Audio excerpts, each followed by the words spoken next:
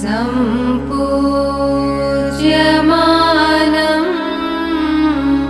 सततं मुनीन्द्रे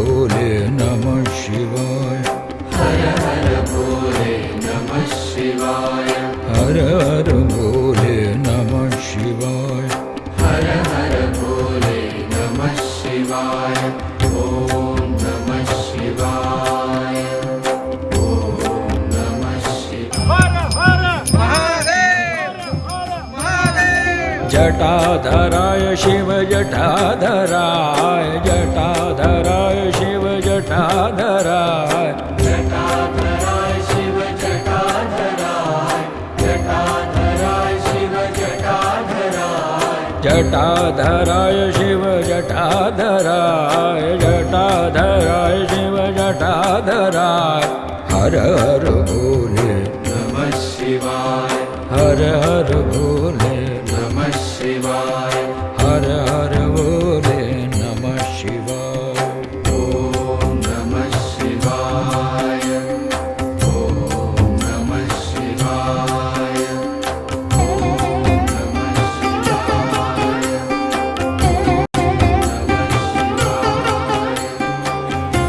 तात तात बिनु बात हमारी, तात तात बिनु बात हमारी, तात तात बिनु बात हमारी, तात तात बिनु बात हमारी।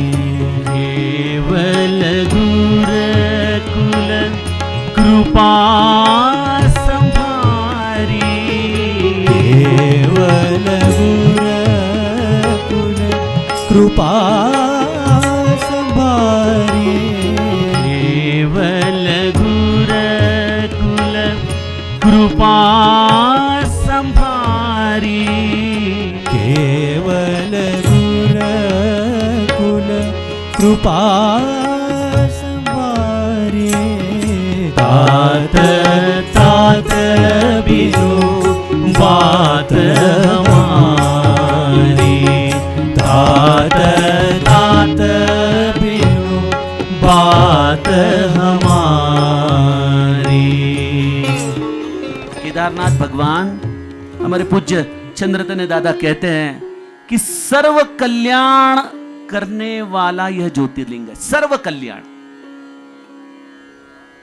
अर्थ धर्म काम और मोक्ष, ये जो हमारे जीवन के अंग है, इन चारों अंगों को संपन्नता प्रदान करने वाला, सर्वार्थ कल्याण करने वाला यह केदारनाथ धाम है।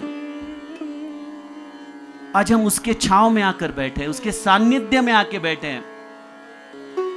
और महादेव जैसा कोई परम वैष्णव नहीं जो हमें भक्ति की भिक्षा प्रदान करे। ऐसे महादेव के सानिध्य में आके उसकी उपासना करनी है रघुपति की भक्ति प्राप्त करने हेतु। लेकिन क्या करें हम जीव,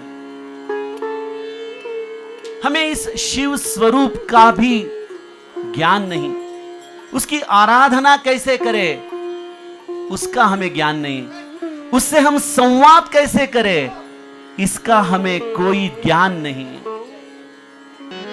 ना मेरे महादेव का रूप, ना मेरे महादेव का धाम, ना मेरे महादेव का स्वरूप यह जीव समझ सकता है। तो हम ये भक्ति समझे कैसे, ये परमार्थ हम सीखे कैसे, ये वेदांत, ये उपनिषद, ये ब्रह्म सूत्र, ये हमें कौन सिखाएगा? कब हमें अपने धर्म का सही स्वरूप समझेगा? लेकिन हम हमारे महादेव के कर्पूर आरती में हमेशा एक बात कहते हैं, कर्पूर गौरम करुणावतारम। वो करुणा का अवतार है। वो समझता है जीव मेरे तक नहीं पहुंच सकता, लेकिन मैं जीव तक पहुंच सकता हूं। और इसलिए मेरा महादेव करुणा अवतार रूप होकर इस भारत भूमि में, इस धरा पर मनुष्य रूप में अवतारित हुआ, जिनका नाम था आदि शंकराचार्य। ऐसे आदि शंकराचार्य के रूप में ये महादेव इस धरा पर अवतरित हुआ, एक ही कारणवश, क्योंकि जीव महादेव तक नहीं जा पाएगा। जीव को शिव स्वरूप समझ नहीं आएगा। उसे कोई तो उंगली को पकड़कर उस शिव स्वरूप तक ले जाए, जो उसे परमार्थ का सही अर्थ समझाए। इसलिए इस भारत भूमि पर इस शंकर ने आदि शंकराचार्य का रूप लेकर मनुष्य अवतार में आके एक अद्भुत चरित्र प्रस्थापित किया। शंकरम शंकराचार्यम, वही शंकर परमार्थ का आचार्य बनके मनुष्य रूप में अवतारित हुआ, क्योंकि जीव उसके रूप स्वरूप धाम तक नहीं पहुंच पाएगा। और उसी वक्त व्यास जी भी केशवम बादरायणम, और इन दोनों ने मिलकर क्या किया? सूत्र भाष्य कृतो वंदे। शायद हम वेद न पढ़ सके, वेदांत न समझ सके, उपनिषद न समझ सके, तो क्या उनके हम सूत्र ब्रह्म सूत्र के रूप में दे सकते हैं? तो ऐसे सूत्रों का जिन्होंने चिंतन किया, जिन्होंने विस्तार किया, जिन्होंने हमारे जैसे मूढ़ जीवों के लिए उसे हम समझ पाए ऐसी भाषा में उसे हमारे सामने लाया। सूत्र भाष्य कृतो वंदे, और वो कोई अन्य नहीं था। जैसे वेद अपौरुषीय है, वैसे ही मेरे आदि शंकराचार्य का समस्त साहित्य भी अपौरुषीय ही है, क्योंकि वह स्वयं महादेव है। स्वयं महादेव एक मनुष्य रूप में अवतरित हुए और उन्होंने यह ब्रह्म सूत्र हमें प्रदान किए। उन्होंने हमें वेदांत का विस्तार करके दिया, उन्होंने हमें कई स्तोत्र दिए, उन्होंने हमें सगुण उपासना सिखाई, और केवल 32 वर्ष की आयु में यह इतना बड़ा हिमालय से भी, मेरु पर्वत से भी उत्तुंग ऐसा धर्म का हमें अभ्यास साहित्य के रूप में प्रदान करते हुए यह आदि शंकराचार्य इस केदारनाथ के भूमि में समाधिस्थ हुए। इसलिए यह 9 दिवसीय राम कथा हम कृतज्ञता के तौर पर, कृतज्ञता, हम उन्हें कोई, हम उनके कार्य की सराहना या हम उनके कार्य का कोई गिनती नहीं कर सकते, लेकिन हम उनके चरणों में कृतज्ञ होना चाहते हैं कि हे शंकराचार्य, आप इस धरा पर आए, आपने मनुष्य रूप धारण किया, आपने हमें सूत्र दिए, आपने हमारे धर्म को रक्षित किया। आप न होते तो शायद हम भी न होते, यह केदारनाथ भी नहीं होता, यह धर्म भी नहीं होता, ना हम ये राम कथा गा सकते। केवल आप थे, आप थे, आप थे, इसलिए आज हम हैं। कि केवल 32 वर्ष की इस उम्र में हमारे आदि शंकराचार्य जी ने जो चरित्र रचा, उसे हम राम कथा के द्वारा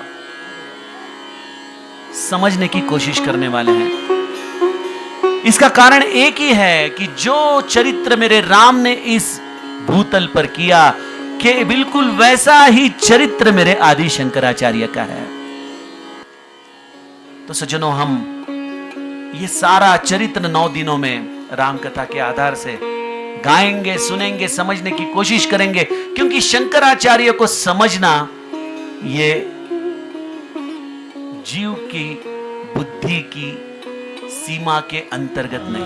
तात तात बिनु बात हमारी, तात तात बिनु बात हमारी, केवल गुर कुल कृपा संभारी, केवल गुर कृपा संभारी, तात तात बिनु बात हमारी, तात तात बिनु, तात तात बिनु, तात तात बिनु बात हमारी।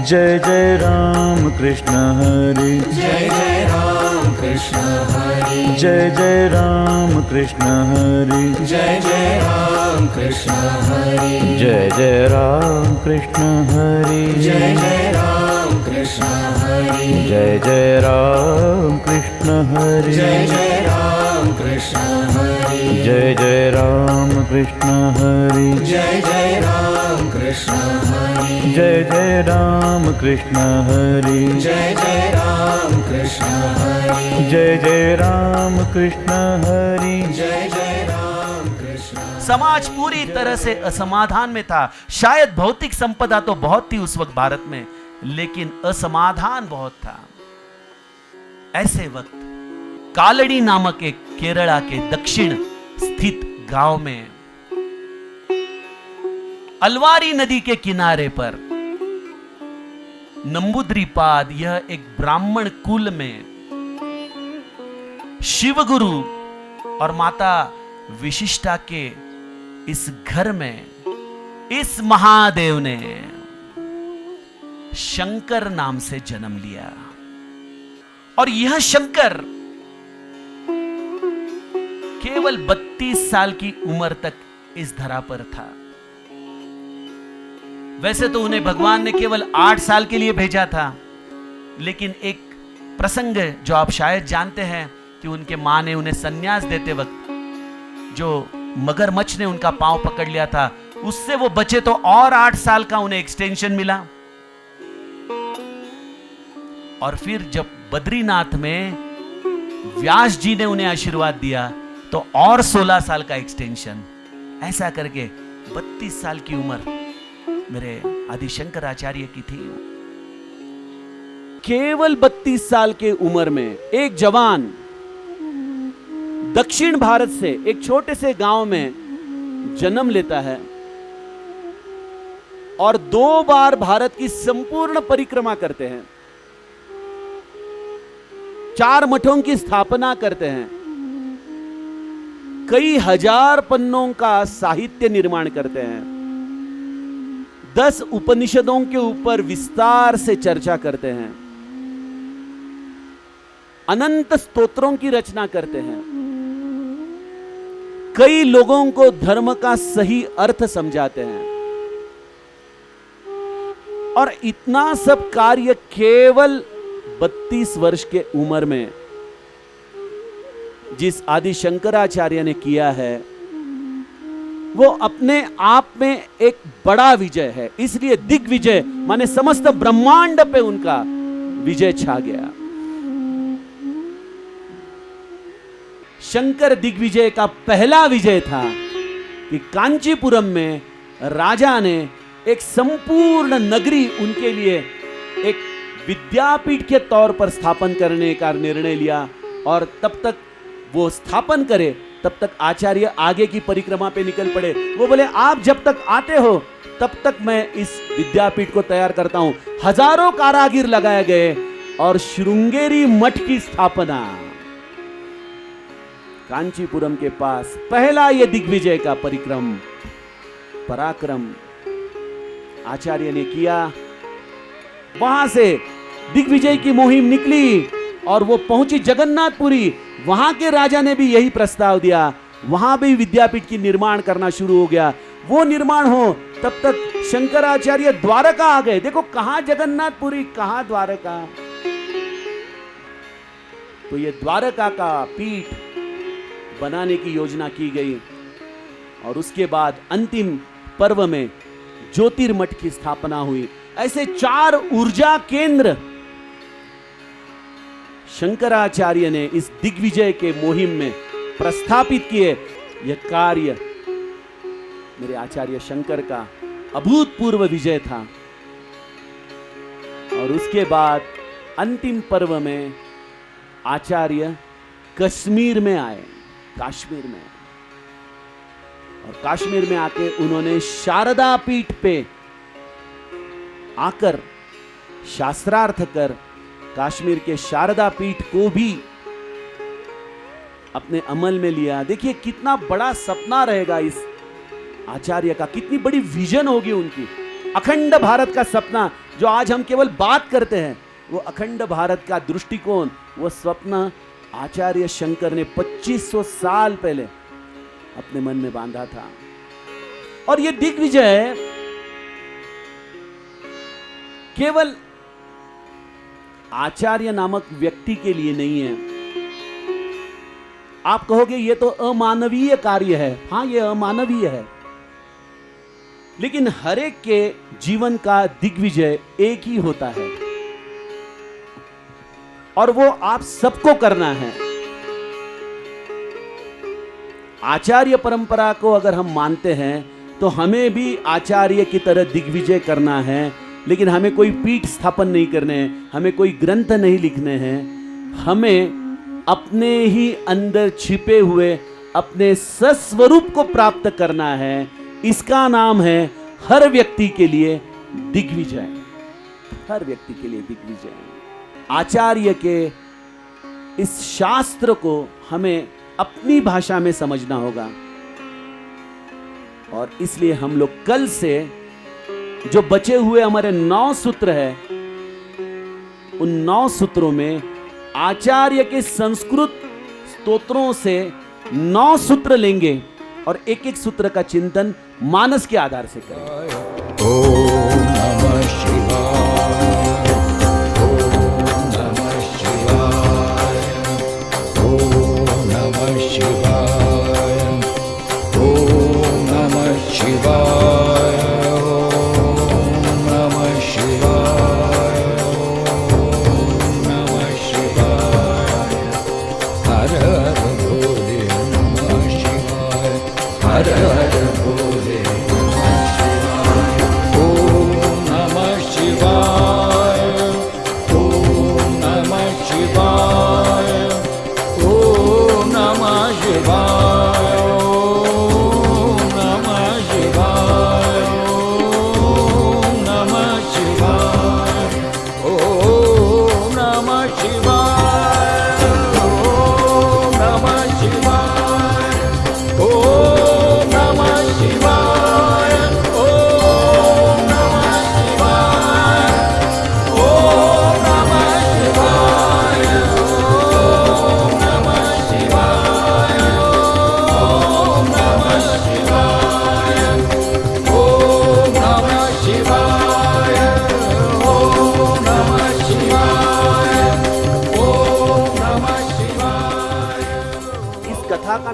उद्देश्य यही था कि ये जो मिसिंग लिंक्स है, ये डॉट्स है, इसको मैं एक लाइन बना के लाऊं ताकि ब्रह्म चैतन्य से शंकराचार्य तक ये अगर एक लिंक प्रस्थापित हो गई तो हम सनातन धर्म के उद्गम बिंदु तक जाएंगे। अन्यथा हमें आदि शंकराचार्य हमेशा बहुत दूर के लगेंगे। आदि शंकराचार्य के जीवन से जो हम सूत्र समझने की कोशिश कर रहे हैं, जो ये अभेद्य कवच एक साधक अपने जीवन में परिधान कर सकता है, ऐसे अभेद्य कवच के यह सूत्र है। यह अभेद्य कवच कोई वस्तु नहीं है। गुरोरुक्त वाक्यम मनो यस्य लग्नम, गुरु के वचनों के आधार से जो अपना जीवन जीता है, ऐसे गुरु के ये सूत्र हैं। प्रथम सूत्र था संकीर्तन, दूसरा सूत्र था सगुणोपासना, तीसरा सूत्र हमने देखा सेवा, चौथा सूत्र था सहनशीलता, सहन करो सहन करो। पांचवा कल शाम को हमने सूत्र देखा समर्पण, अर्थ धर्म काम मोक्ष, इन चारों चीजों को राम के लिए समर्पित किए हुए दिव्य चरित्र हमने कथा विभाग से सुने। और छठा और अंतिम सूत्र है साक्षात्कार। साक्षात्कार, इस तरह से ईश्वर दर्शन को एक जीव सन्मुख हो सकता है। तो सज्जनों, ये रही शंकराचार्य के जीवन के आधार से ये 6 सूत्रों का अभेद्य कवच जो आप परिधान करें और अपने जीवन को कृतार्थ करें, ताकि आपके लिए भी आचार्य शंकर धन्याष्टक गा सके। धन्याष्टक, धन्योहम धन्योहम धन्योहम, जीवन धन्य हो गया, धन्य हो गया, धन्य हो गया। तो ये राम कथा का समस्त सार। आइए कथा का समापन करें। तो सज्जनों, इस तरह से वर्णानाम अर्थ संघानाम रसानाम छंदसामपि, यहां से शुरू किया हुआ ये रामचरितमानस, ते संसार पतंग घोर किरणैर दय्यन्ति नो मानवा, यहां तक आके समापन होता है। जीवन को संपूर्ण देने वाला यह रामायण यहां विराम लेता है। कथा के इस प्रांगण में महादेव सन्मुख बैठकर यह कथा गाने का सद्भाग्य मुझे मिला। मुझे लगता है इससे और कोई परम कृपा नहीं हो सकती, कोई परम कृपा नहीं हो सकती। महादेव ने बहुत कृपा की, बहुत कृपा की। यह जो बालक कह तोतरी बाता, ऐसी ये तोतरे बोल मेरे महादेव ने सुन लिए। हे महादेव, हम तेरे क्षमा प्रार्थी तो है ही, क्योंकि हम रचि महेश निज मानस राखा, तेरे हृदय का मानस तुझे कैसे समझाए। लेकिन जो भी हमने सेवा की है महादेव, कबूल करना, कबूल करना, कबूल करना। हर हर शिव शंभू जय जय केदारा, हर हर शिव शंभू जय जय केदारा।